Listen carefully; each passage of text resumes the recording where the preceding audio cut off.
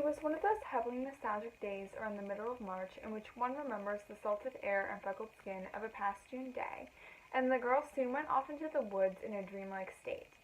She more so floated rather than walked towards the river, feeling the sunshine on her cheeks as she went. She did not realize how precarious her situation was becoming. Hi, my name is Caitlin, and today I am going to be telling you why you should read my short story called September. So, September Aurelia, like many young people, does not know her place in the world, and she feels like she belongs somewhere else. Although for the most part she has accepted that she has hardly any friends, she half wishes that she could find somebody to share her secrets with. And I was sort of hoping that maybe you could be one of those people. Anyways, September definitely needs to be careful. She decides after school one day that she wants to take a detour into the forest for an inexplicable reason, which will be revealed to you if you read the short story. In the excerpt that I read to you, which was just 3 sentences long, I included a ton of imagery. So I talked about the freckled skin, sunshine on her cheeks, the salted air, and so you can imagine just how much imagery I include in my short story. And all of these images I pull from A Summer's Day, just to give you like a summertime kind of a feeling. I also use a lot of characterization without explicitly telling you things about September.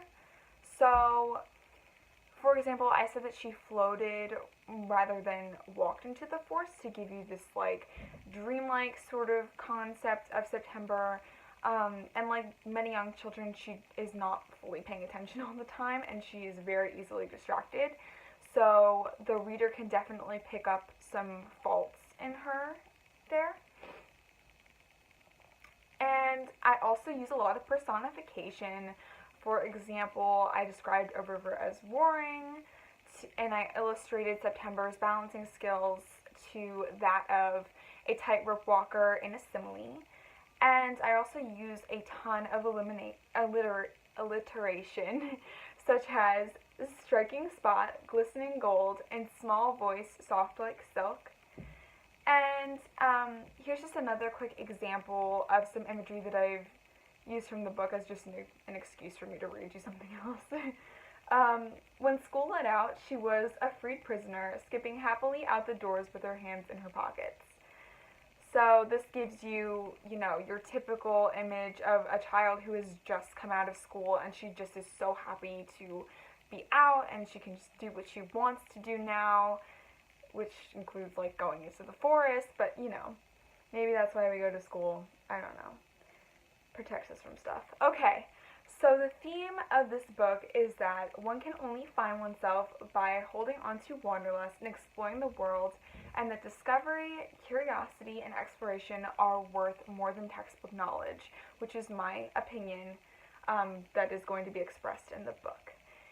And if you enjoy books about pirates, yes, I did just say pirates.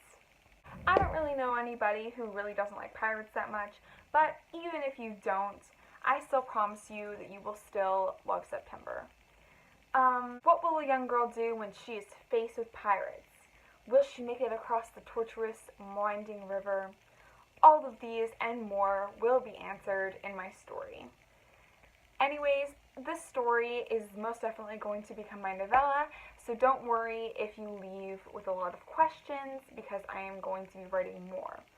I hope you enjoyed this little intro, explanation, story thingy.